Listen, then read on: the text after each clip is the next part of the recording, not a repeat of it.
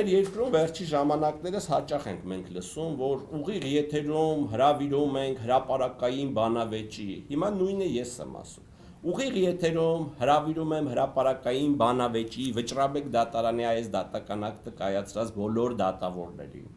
թող գան և փորձեն հիմնավորել, որ կատարել են օրենքից, սահմանադրությունից և հենց այդ գործի հանգամանքներից բխող անաչառ և օբյեկտիվ դատական ակտ։ Հրավիրում եմ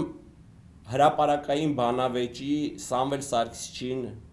առաջադրած մեղադրանքի վերաբերյալ, ով կուզի թող ներկայանա, ով ավելի լավ կկարողանա դրան մեր հարցերին պատասխանել, թող ներկայանա, ուղիղ եթերում մենք, կոնկրետ ես պատրաստակամ եմ ցանկացած հարցադրման պատասխանել և նրանց տալ հարցադրումներ ու վստահ եմ մեր բնակչությունը, մեր ժողովուրդը, թե